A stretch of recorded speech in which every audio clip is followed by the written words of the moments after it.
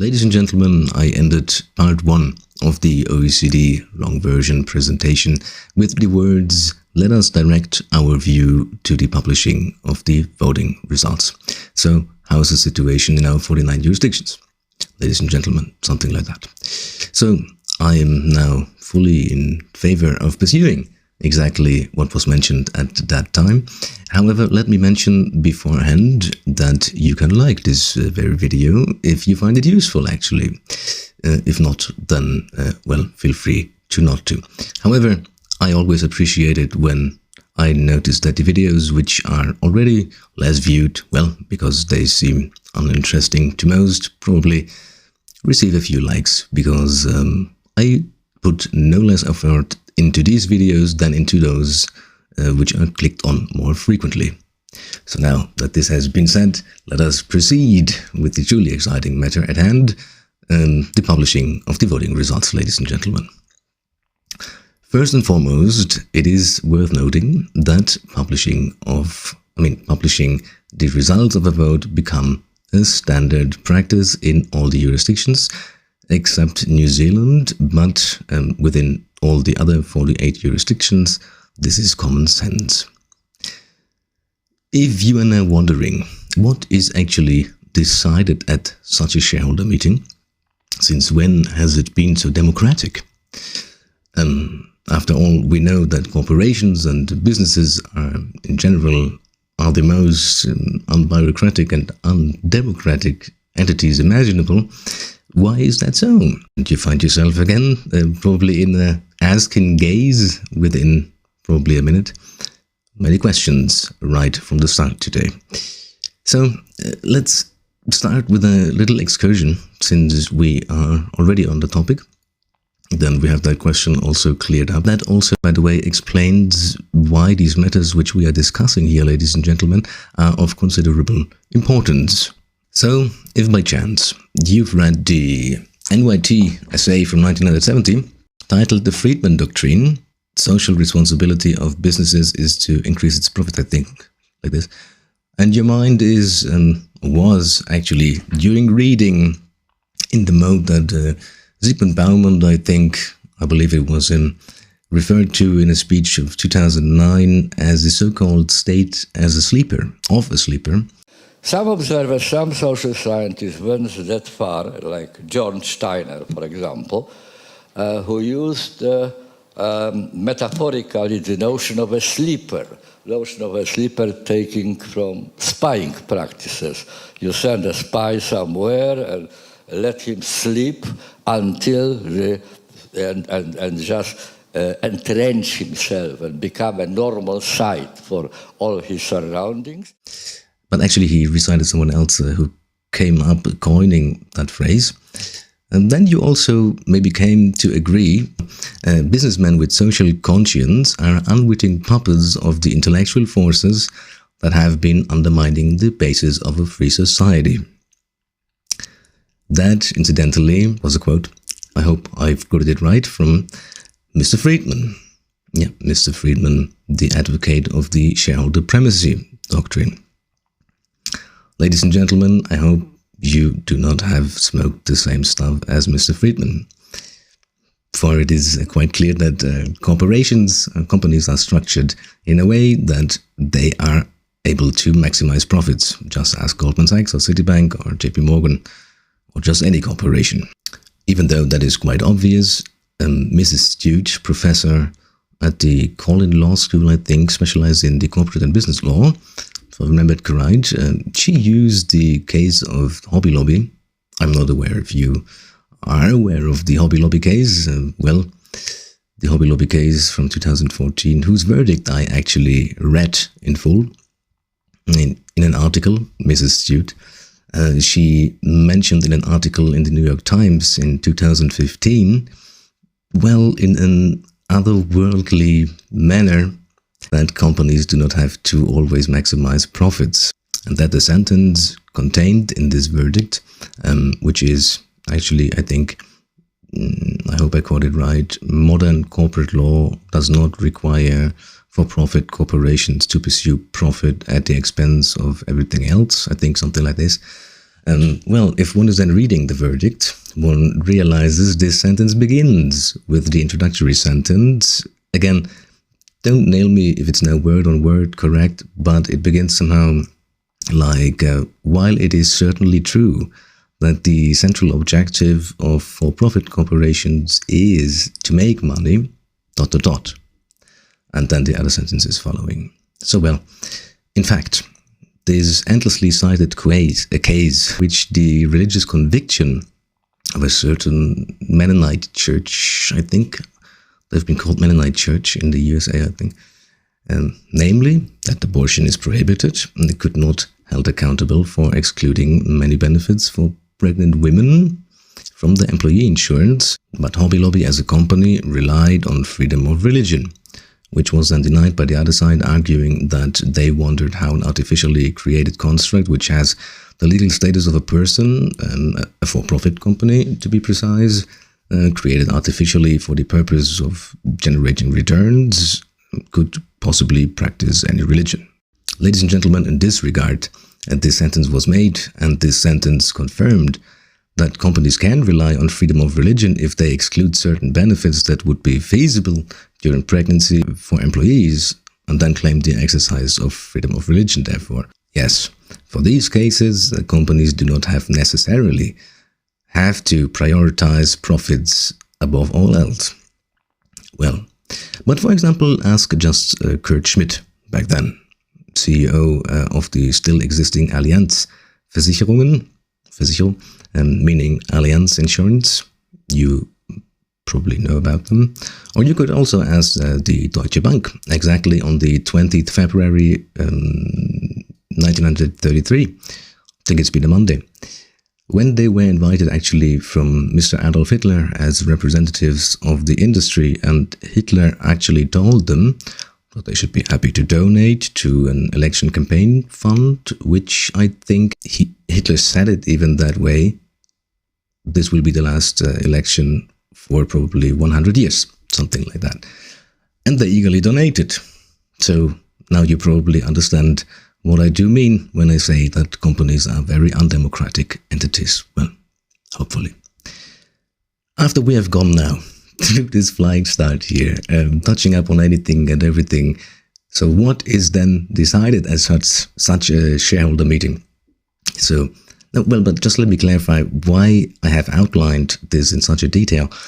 Actually, I did so that there is a better understanding possible for why these matters are being discussed here, are being so important, because that should be always at all the times be avoided. And that is exactly why these policies, these ideas, including these of the OECD, are being considered. You know? Imagine we didn't have something like that. That would be an unfavorable situation. So now you know why this video is important, and to know about that is also important. But we'll come back to that actually in a few minutes within another example. Now, finally, let us answer the question. The question, what is decided there?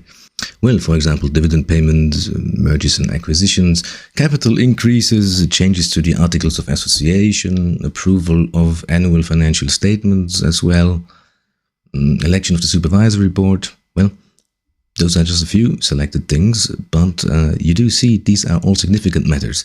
It is not decided there which kind of toilet paper should be used in the company's restrooms. Well, at least I'm not aware of such a decision. So, now that we understand what is decided at GMs, let's reiterate. All jurisdictions have introduced the requirement to publish voting results, and in most cases, the formal procedure has been established for this purpose. The trend towards decreasing time requirements can also be observed, as indicated in this small statistic here. So we can see in the first segment that 69% require formal vote counting at DGM, while 63% pertain to the time disclosure of the results. So furthermore, a formal procedure is required, with an increase since 2015 reaching 49%, I think. well, which is noteworthy. So much for that, ladies and gentlemen. Perhaps you recall Corona was not too long ago, and thanks to Corona we have scenes like this. Be unmuted to mute. Yes. Thank you.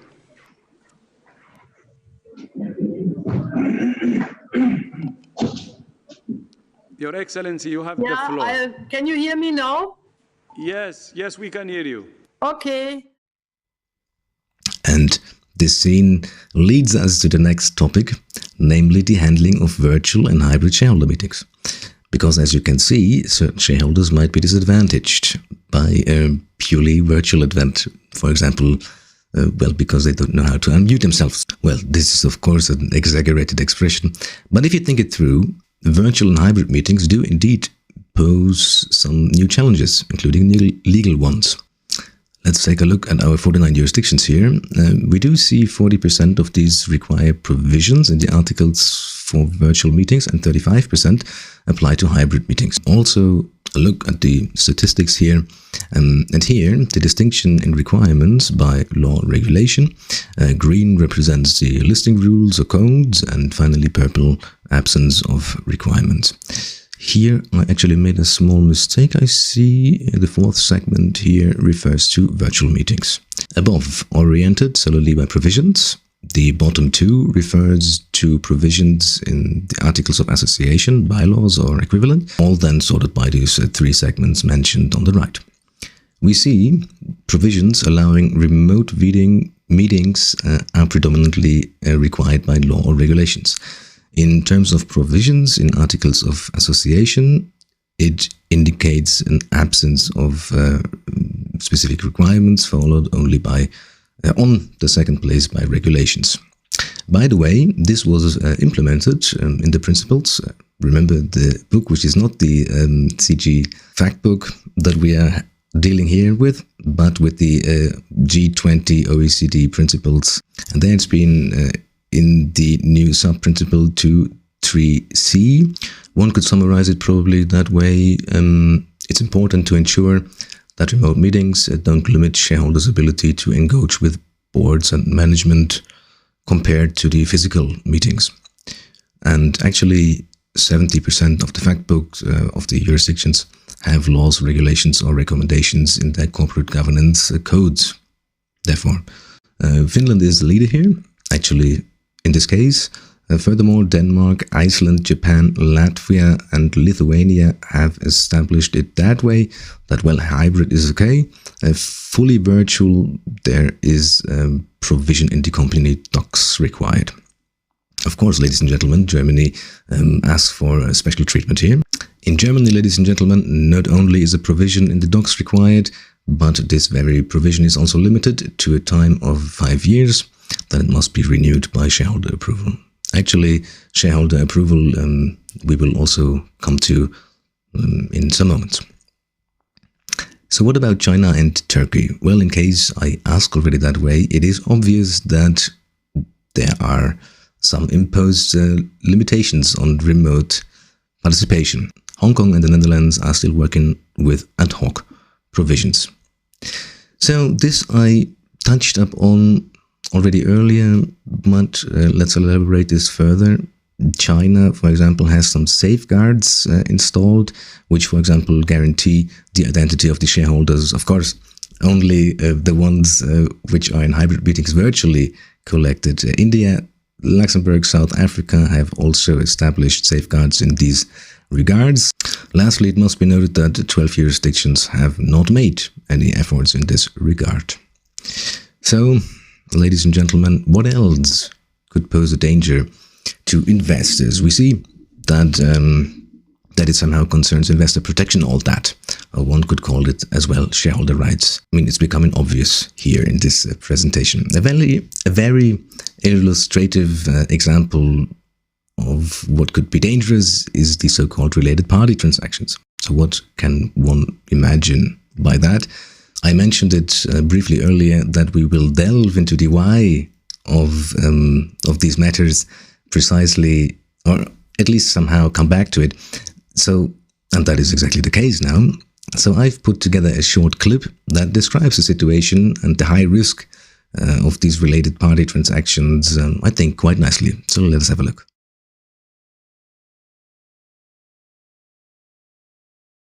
Mr. Chairman, I would like to answer the committee's questions, but on the advice of my counsel, I respectfully decline to answer the question based on the protection afforded me under the Constitution of the United States. And will you invoke your Fifth Amendment rights in response to all of our questions here today? Yes, sir, Mr. Chairman. Guilty verdicts in the biggest case of corporate fraud in history. 38 counts of fraud and conspiracy. Lawyers for Jeffrey Skilling and Kenneth Lay threw around complicated notions about margin calls and short selling. The collapse of the deal between Enron and Dynegy has left Enron employees stunned, many of them wondering if they'll be getting their next paycheck. I have a wife and 2 kids, and that's always a concern, you know, what we're gonna do. Especially because many workers are losing not only their jobs, but also their retirements as Enron's stock keeps plunging. Yeah, I think that many people have lost a substantial amount of money. According to Bocconi, this news hits even harder because Enron had such bright prospects and such talented workers that invested their faith in Enron's future. Unlike a lot of other companies, I mean, the employees here had a lot of faith in it.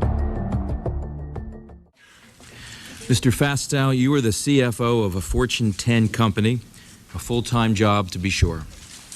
Yet somehow you managed to also run 2 private equity funds, using your insider status at Enron to attract investors and enrich yourself by tens of millions of dollars by doing deals, and highly questionable deals at that, with your own company.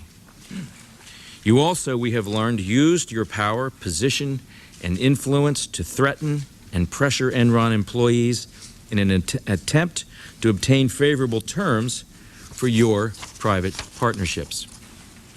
Question, Mr. Fastow, is how could you believe that your actions were in any way consistent with your fiduciary duties to Enron and its shareholders, or with common sense notions of corporate ethics and propriety? How do you answer, sir?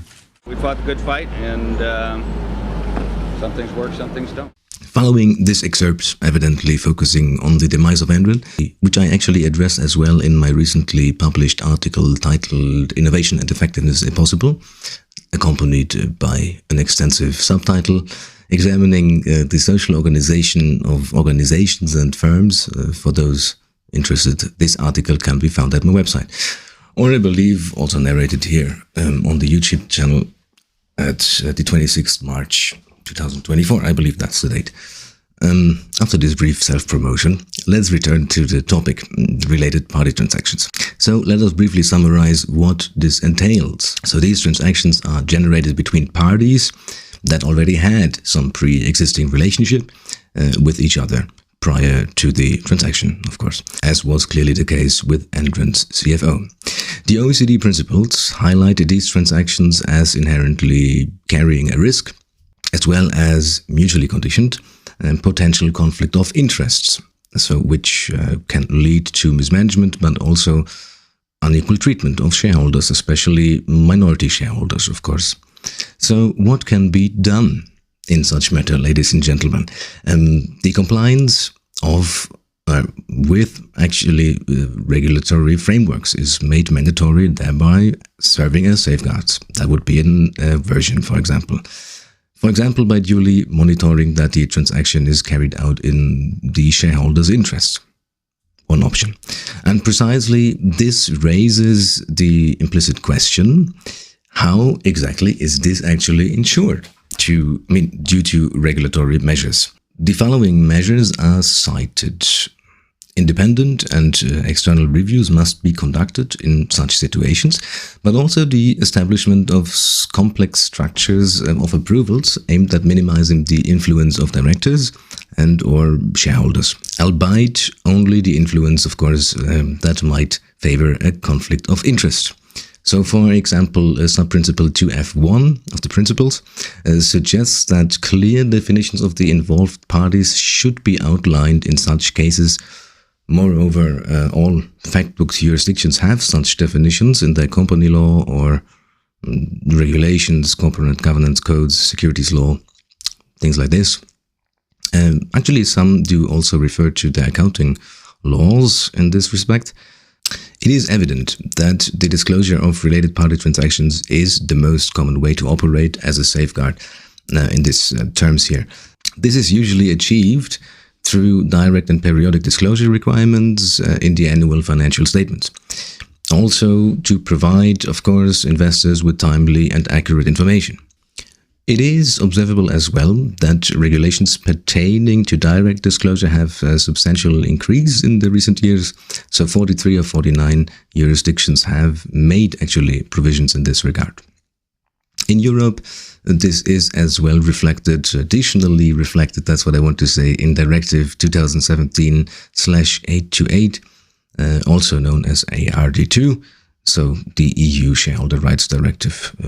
In other words. However, 88% of the jurisdictions falling within the EU territory, which are, of course, also subject of examination in the Factbook, go beyond SRD2 by already having regulations in place for direct disclosure, representing actually an increase of 40% compared to 2017, when approximately only half of the jurisdictions had such provisions.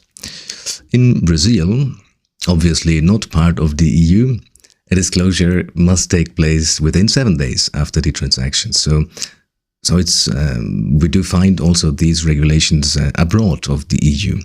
In Hungary, well, which is officially also part of the EU, such transactions must be available on the company's website. I mean, the declaration of these transactions must be made available at on the company's website, and the latest at the time of the transaction. In Malaysia, such transactions must be declared as soon as possible, whatever that actually means. Now, the question arises, what exactly needs to be disclosed and made publicly available in terms of the specific details? So generally, the published information should enable shareholders to assess, of course, the fairness of the transaction and whether it was conducted at usual market prices.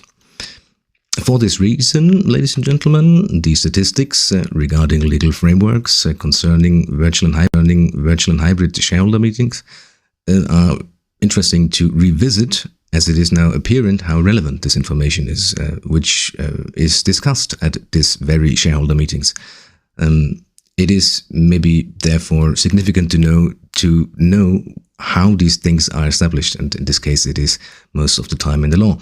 This just as a side note, ladies and gentlemen. Let us have a look at this in practice. Belgium, for example, made this part of public announcement. For example, Hungary.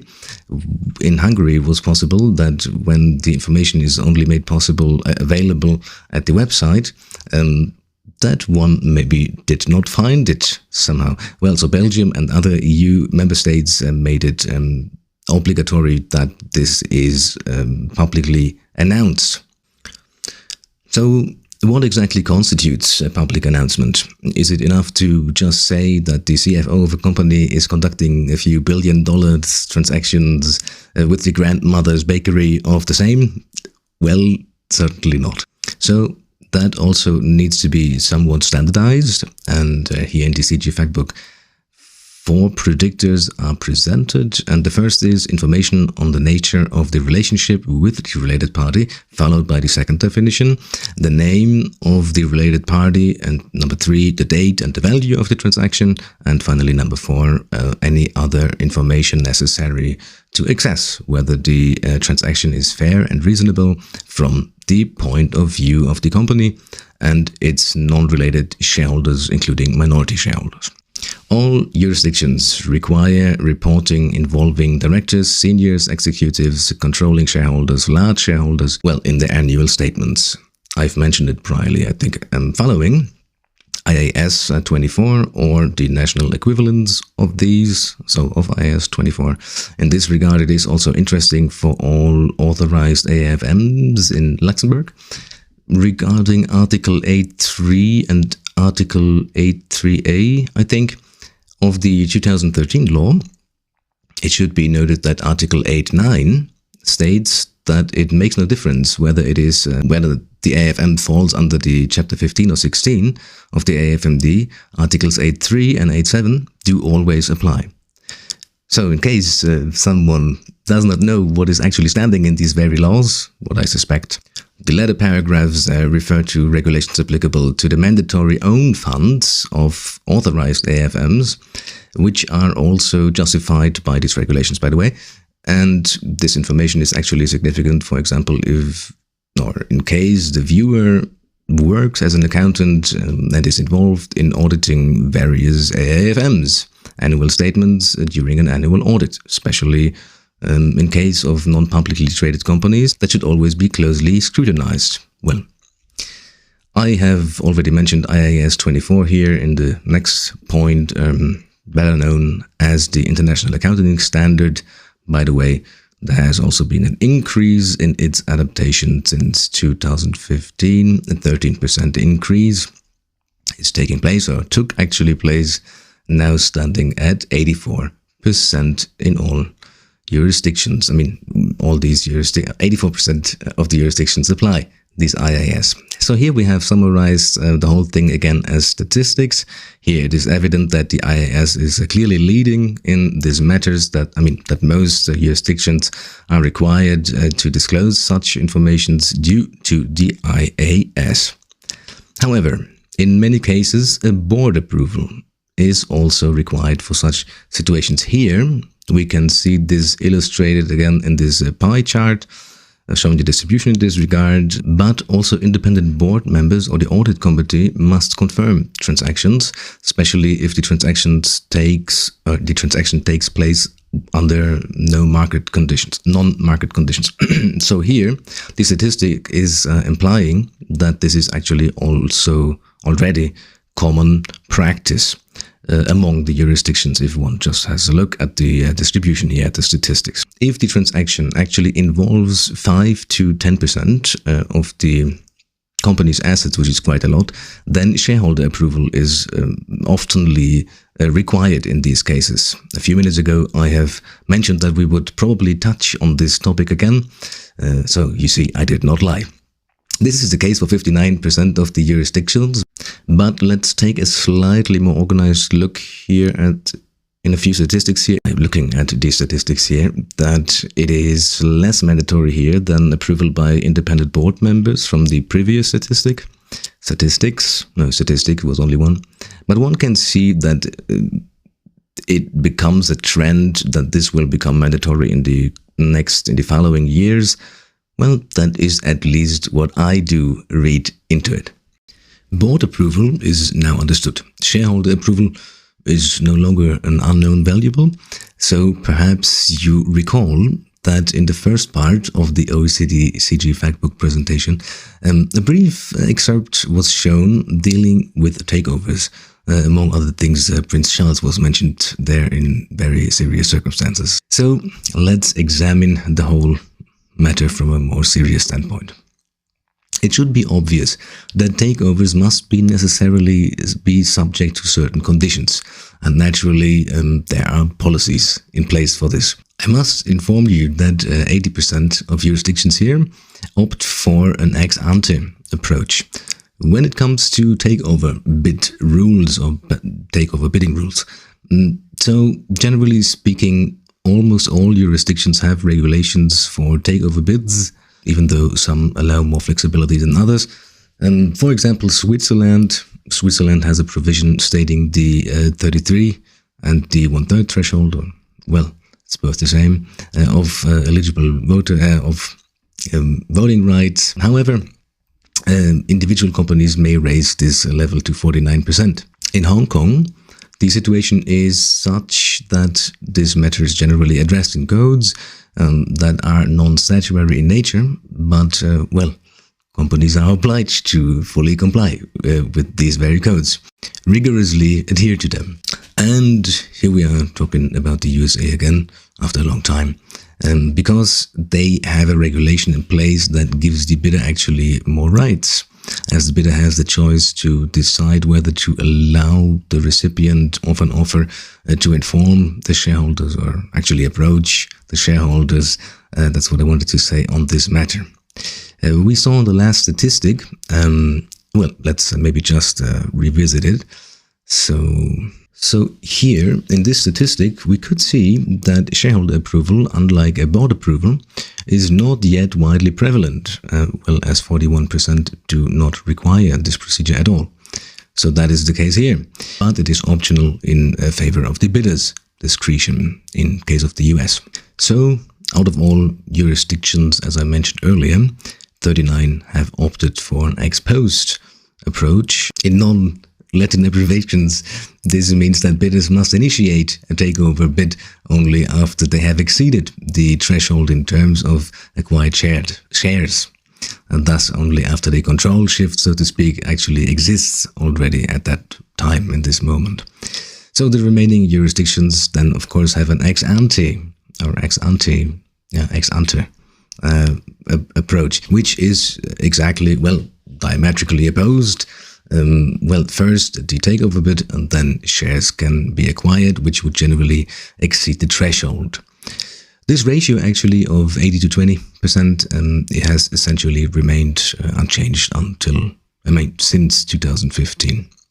Now the question arises, how exactly are these thresholds determined? Roughly half of the jurisdictions, I can tell you, will have thresholds which are ranging from 30 to 33%, because at these thresholds all affiliated parties have to be included in the total calculation. So therefore many jurisdictions, they have installed thresholds which do start just below the minimum thresholds, for example with 0.05%. That's the case in Ireland. 1% it's been it is actually in Singapore, which you actually recall maybe when you have seen the first part of the video. Now you recall where it is actually located. Well, at least that's the case for me. So then followed by Hong Kong and Malaysia with 2%, Greece with 3%, Colombia, India and Italy with 5% trigger in place, and by the way, New Zealand with a 90% threshold, is one of the least restrictive jurisdictions. So while we actually briefly discuss this here there is another statistical overview to make the whole thing easier to visualize, or to simply, well, to make it just more comprehensible. As you can see, multiple triggers are generally applicable depending on the jurisdiction. Another trend is the 50% trigger, where in some jurisdictions it is also assumed that the trigger will also, so to speak, fire independently if the majority of the board could be provided by shareholders or by associated shareholders, which is well known, way below the 50%. This applies to Argentina, Indonesia, Turkey, Korea and Japan. Both are actually ex-ante jurisdictions. They have a trigger of 5% of the voting rights, but there comes a time period additional to it. So it needs to be within a certain time frame. In Italy, it is organized in such a way that the law distinguishes between SMEs, actually, where it is, I think, applicable 25 to 40%, the trigger. And for all others, it is 25%. I mean, the trigger is installed at 25%. So actually, in the case of Italy, in which case one could well imagine that, due to some incidents of Italy's past, the bidding price from an external perspective might be extremely low, while at the same time the CEO's children are on holidays. Strange holidays in the middle of the school term. Well, exactly to prevent any misconduct here, mechanisms, of course, do exist to determine the minimum bidding price. And this is also the case in 88% of the jurisdictions, ladies and gentlemen. These are called mandatory takeover bid rules.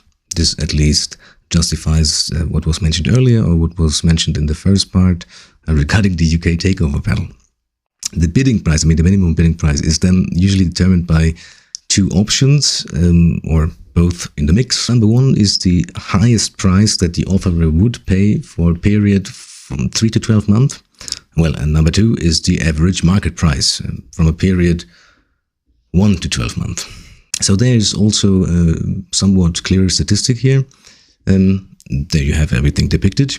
And namely, we have here the statistic concerning the offer price, and on the other side, the statistic concerning the market price. I think I do not have to say something about that against the backdrop I just presented here. I mean, they are self-explaining. All right. Now, ladies and gentlemen, you probably also understand what was meant earlier, also, when it was said that independent board members must confirm a transaction, especially when transactions reach a non-market price level. And here we do actually have a practice, a possible practice of such situation. But in the case of shareholder approvals, well, we do see, or we do know that it is only applicable to 59% of the jurisdictions here. Well, but since I do mention it the whole time here, in case of the UK takeover panel, in that case it is that way that a takeover bid has only to be announced in case, well, it is proven that the cash is existing, and if that actually should be necessary, and if all reasonable measures has been exhausted to ensure the implementation of differently designed considerations, that is of the bidding in general. So this is actually point 5 of the general principle of the panel. Always good to know, ladies and gentlemen. Well, anyway, it is generally the case that in addition to option 1 or 2, or a mix of both, other mechanisms do also exist, such as illiquid stocks, taking into account the book value. That's the case in India, for example, or the net assets per share ratio in Latvia and Slovak Republic as well. A few jurisdictions also have set it up such that the price calculations is to be determined also, or not also, generally by external experts. I think these were Peru, Portugal, and the Slovak Republic again. In 6 jurisdictions, ladies and gentlemen, they do not impose conditions regarding the minimum bidding price. So, ladies and gentlemen, you probably know that Coca-Cola as a company only owns itself to the extent of 21%. The rest is made up of Cartes with 23% and then followed by 56% free float. And do you remember anything else in that regards? More than 2/3, let me help you, is held by the US, or actually by US and UK institutional investors. Coca-Cola has a market cap of 260 billion, 264 billion, I believe something like that, with 4.31 outstanding shares. At least that was the case a few days ago when I've checked that, so early February 2024. Why on earth am I sharing this in the middle of this presentation, ladies and gentlemen? Well, it has a sense, don't worry. It's quite simple, because it has thereby just become clear that the United States of America and the UK must have a great interest in ensuring that the supply of Coca-Cola brand soft drinks continues to be classified as a, well, fundamental human right, even before water itself probably. For example, in Latin America, where, just as a side fact, I've never been flooded with Coca-Cola like anywhere else in the world. So I've seen Coca-Cola bottles there that resemble fuel cans, I think. These are actually they are manufactured by KOF, if you did not know that. It's also called CC FEMSA. It's the biggest franchise Coca-Cola bottler in the world. It's also traded at the NYSE and at the Mexpol, of course, since 1998 and the latter 1993, the year of my birth. Well, enough of that. Back to the topic, ladies and gentlemen. I only mention all this Coca-Cola excursion here because it actually raises another question, which is important here, and that is, if 44% of the market capitalization in the 31,000 publicly listed companies researched here, you may recall it was mentioned in the first part, well, the volume of 31,000 companies that were also analyzed in this very fact book. So if, therefore, 44% then, which is also emerging from this fact book, are held by institutional investors, to what extent should they influence the companies themselves? So depending on the model of investments, which are mostly not targeted by pension funds or insurance companies, or as well as mutual funds, but mostly actually by profit maximizing intermediaries, which act only on behalf of the ultimate beneficiary owners, Among institutional investors, it is such that not all of them are interested in active ownership engagement. So, well, many jurisdictions have imposed conditions on the various types of institutional investors, although this often occurs actually in voluntary codes, which are actually very common these days, or are becoming more common. Well, so requirements are more divided among pension funds, insurance funds, or asset fund managers. The design here is relatively diverse. Now, why all this? Well, because it is quite evident, ladies and gentlemen, that through an institutional investor, which therefore performs ownership functions in companies such as Coca-Cola, well, conflicts of interests could arise very quickly. Furthermore, it is such that, let's take the Coca-Cola case here. The United Kingdom represents a foreign-based investor. Just using that as an example, I mean, well, this is generally applying as soon as someone is appearing as a foreign investor, or some institutional investor is appearing that way. So how is the investor supposed to exercise its monitoring rights, for example, in some areas, if many measures of this kind are only applicable or valid only for domestic institutional investors? So in this regard, the comply or explain stewardship codes are relevant, are becoming relevant. So, well, these are codes which institutional investors can actually follow. And by the end of 2021, 22 jurisdictions have adopted already these steward codes. And you can actually find more information about that in Table 3.1 or Table 3.11 of the Factbook. Very interesting to look into in detail, but, well, way too extensive to include it here, regrettably. I did mention it, ladies and gentlemen.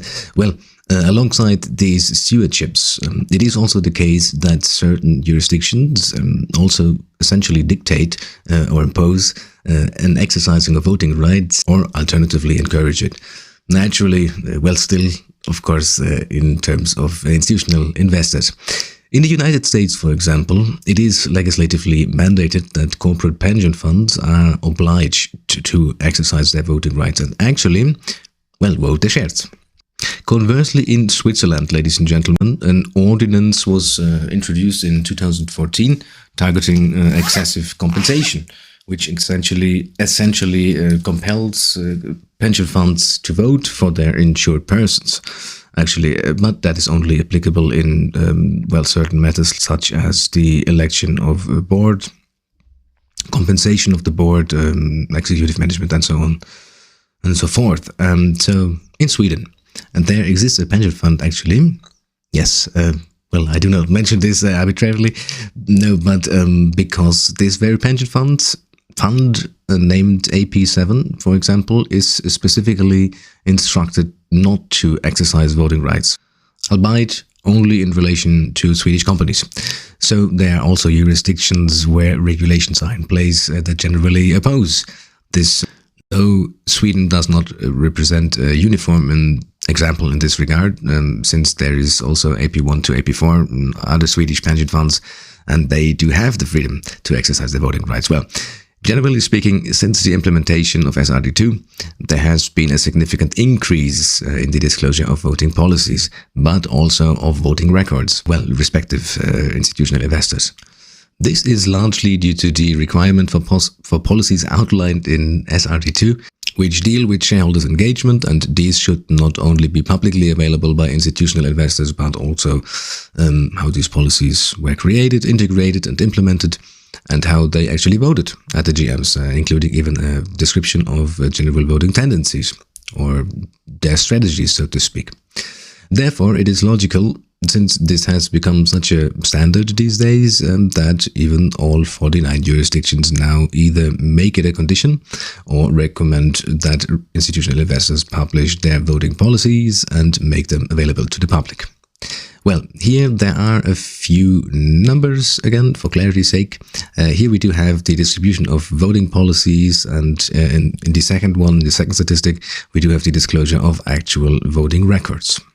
32 jurisdictions have either legal regulations actively, or they regulate this through code regulations due to the regulation of voting rights. By the way, there has been a general a general increase in this regard since 2015, to be precise, from 35 to 67%. So this is actually almost a 100% increase, well, in 2022. However, these disclosures are much less universally enforced than the disclosure of voting policies disclosures. 25 jurisdictions have implemented legally binding regulations in their laws in this regard. 6 of these have both legal and code recommendations applicable, and another 8 jurisdictions have, just recommended or recommendations. And at 33%, they do not have anything at all, ladies and gentlemen. However, it is also the case that all jurisdictions provide a framework that addresses the situation of conflicts of interest or interest, with disclosure of these policies recommended or even required in actually 71% of the jurisdictions. Incidentally, from 2020 with 64 to 2022 with 71, a slight increase of 7% at least. This very situation is also summarized here, then again, as a statistic here visible. So here visible policy setting of managing conflicts of interest. What do we actually see here in terms of distribution behavior? So it is relatively easy to see that in this method things are mostly organized through laws and or regulations. Only 20% fall under the last 4 options, if you just quickly count it together, which are significantly less restrictive. Well, there is therefore a clear trend emerging, namely that in the area of policy settings, there is a heavy reliance on law and regulations, if not on the unity of laws and regulations and codes, at least with the 57%. So what do we have here? The same situation, but here we only focus on the disclosure aspect. Here we see it is less homogeneous, consequently at the time of the publication of the OECD CG Factbook 2023. It is generally relatively uniform that policies must exist, even by code, but on the other hand, it is then that way that the disclosure by law, regulation or code makes up 60%. And as seen here then at the bottom, dark blue, they do not have any applicable conditions. I believe these 2 statistics, they provide a quite nice visual representation of this regard. So, but in the next step, let's take a more detailed look actually at the specific details of this very situation. As a growing number of jurisdictions provide actually requirements or recommendations regarding, in various forms of ownership engagement, for example, monitoring when outsourcing the exercising of voting rights. In 41 jurisdictions, it is therefore the case that institutional investors, monitor investee companies. In 14 jurisdictions, direct dialogue is even, required, but let's have a look here in the form of some more organized statistics. Report of actual activities to beneficiaries. I won't comment now on each individual statistic in detail, as my aim is more to generate an overall impression. I think this is also more useful following, I think, the next 6 statistics here, for which in overall trend actually can be then derived, which actually also makes more sense than examining each one in detail. Also because one wouldn't necessarily gain much advantage from it, but if one wanted to just accumulate a lot of data, which is usually not my goal, but to identify rather the useful connections. So, ladies and gentlemen, here we have the statistics on policy settings and disclosure about stewardship of fiduciary responsibilities. It seems little changed from the first here. Now at the third statistic, we have the distribution related to the maintaining of the effectiveness of supervision when outsourcing. And slowly one can see that the trend here subtly shifts adversatively, and this will at least be noticeable when we are having a look at the 4th statistic, which relates to engagements on sustainability matters. And here it can be seen that only 12 jurisdictions are legally or regulatory mandated in this regard. This is what I mean by recognizing trends, actually.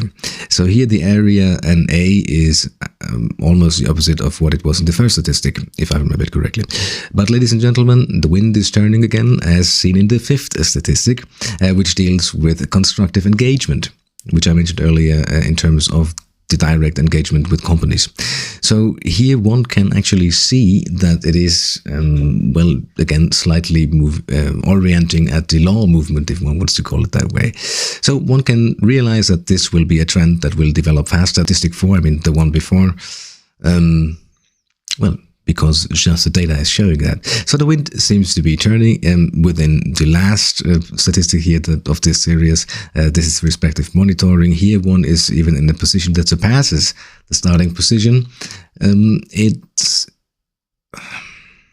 51 to 54, I think, from 1 to 6 in terms of regulation and law.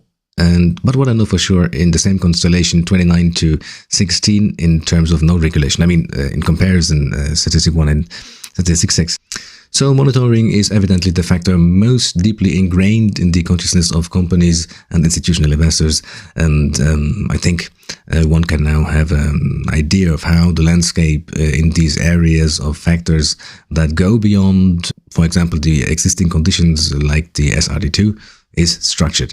And I believe everyone has the opportunity to derive their own trends from this very data, if they even intend to. After all, one can also do other things, ladies and gentlemen. So, well, now, however, I would like to bring back something else, or shed actually some light on what I briefly mentioned earlier. And namely, I said that institutional investors adoptedly do not always execute their, well, ownership engagements in general. Well, that was not just a provocative assumption, but it is true, as it is common practice for these investors to rely on so-called proxy advisors or advisory services, well, which then manage these matters on their behalf, much like, for example, a fund admin administers a fund. So it's generally a service provider in the classical sense. In this sense, the principles in 3D, so not the movie, but I mean like chapter 3D, have stipulated that the service providers, I mean, it was formulated somehow what like this, disclose and minimize conflicts of interest that might compromise the integrity of their analysis and advice or something like that. Well, this statement, which is a very infinitely broad formulation, in my opinion, is stated there. I just wanted to have mentioned that. But it exists nonetheless. I mean, the formulation, which is good, ladies and gentlemen. One can imagine the statistics in this regard reflecting a very similar trend to the statistics mentioned here. I mean, just now, just a moment ago, actually, these 6 ones, for those interested in more detail, they can actually delve into the page 87 in the OECD CG Factbook. Overall, it can be said that there is almost a 50% ratio in jurisdictions generally, and that the areas mentioned just before, I mean, in these videos before, the statistics are also applicable by law and regulation, or regulation by, for these by proxies. Yes, ladies and gentlemen, it is almost sad to have to announce that we are nearing the end this very second part, because what I'm going to address next is actually already the last topic in this very chapter. But do not worry, there will be still part 3 of this highly exciting series, ladies and gentlemen, thrilling series. So, but what is the next topic to be addressed? Company groups, ladies and gentlemen. So, what is this about? A company group structures, perhaps better known from business law under antitrust law. But here it is actually not meant, but more or less just a group. Well, in the case of such groups, antitrust law is actually relevant for M&As, for example. But what are company groups? That is the question that I have to answer. So they are a collection of parent companies and subsidiary corporations, which are considered to be, well, separate economic legal entities. Well, an example, I take EY. EY is an independent actually is an independent entity in each country, so don't even think about it. Involving EY in New Zealand, for example, for the Wirecard, because of the Wirecard scandal in Germany. Stay fair, ladies and gentlemen. Not just take McDonald's, or simply actually almost every international company that is existing. Furthermore, in the matter of company groups, it is also the case that corporations often turn out to be important owners of listed companies, publicly listed companies. And what comes to mind thereby? Conglomerates. Well, and what does that bring to mind, ladies and gentlemen? Ideally, well, related to the context here and not to the discography of Busta Rhymes, who actually released a song in 2009, I think, called Respect My Conglomerate. But it is certainly not the case that I myself perceived this as the first association in this regard in myself. That's not been the case. But in regard to the topic of corporate conglomerates, one might think ideally of such keywords like synergy effects, efficiency improvement. But then one might also think that such synergy effects can also be used by, the CFO of Enron, where the synergy then essentially amounts to the effect that the prefix syn in synergy, which is a loan word from ancient Greek, ladies and gentlemen, and regularly expresses the meaning of with or together, as in the word synthesis, for example. Well, that this exact prefix then could be substituted by the prefix D, and D is regularly found, for example, in the word destruction. And, it always means something like to take something away from. Well, so the word would then actually be called de-energy. Well, however, what this means is that these conglomerates entail inherent risk, for example, in terms of inequitable treatment of shareholders and stakeholders. And precisely for this reason, the principles also referred to 1.H, I think, or rather, they refer still to the fact that jurisdictions have clear regulatory frameworks in this regards in place, emphasizing here also a practical definition as well as criteria for effective supervision of publicly traded companies within company groups, not corporate groups. Well, what does it look like in jurisdictions in this regard, ladies and gentlemen? So, regarding the question, how are company groups defined, or rather, where exactly are these defined, or where are these defined? I mean, where are these defined and defined in law, in codes, and so on and so forth? All the variations that we by now should know already. A look at the statistics here, maybe again, should provide an overview. Here we do see that 57% of the time we are dealing with with different sources in this regard. Well, that is not saying actually much, but give me a moment. In under 40%, all this is stipulated in a single source. Well, and there are also the 4% where the whole thing is not defined. Well, that is not very enlightening, as I've mentioned so far. So where exactly can one find these definitions? This is evident here. However, it should be noted that in this statistic, in this case, as it also was evident from the first one, 49 is not the original mass here, but, naturally more, since we've seen that they use several sources for the definitions. That's what I've said just a moment ago. So, however, most commonly used, the most commonly used source is company law or regulations, as often. But I think with this statistic, a good overview is also provided in this regard. So maybe it should be relevant to mention what should not be longer found in the statistics. In 80% of jurisdictions, disclosure is required for important company structures and intra-group activities for listed companies. Thus, actually, that is not completely publicly made available is only the case in 2 jurisdictions in the Czech Republic and South Africa. There it has only to be, made accessible, be seen to the regulator. This is all to be found at the page 89 of the CG Factbook and much more. But, you can ask yourself how I can know about the organization of the shares of Coca-Cola. Well, because it is available to the public, this information. So you don't need to be a secret agent to find this out. It is in these regards quite interesting to look at the ratio of cross-shareholdings, and that you can do yourself then starting from page 91, then at the subsequent pure tables that you're going to find there. And with that, ladies and gentlemen, the second part of the OECD CG Factbook is concluded. In the third part, ladies and gentlemen, we will have a detailed look at the corporate board of directors, and do not worry, there will be again a massive outburst of data and many insights to be found how the corporate governance landscape is structured these days. Thanks for listening. I hope it was useful to you. Subscribe to the channel, watch all the videos, but mainly just have a good time, and see you in the next video. Thanks again.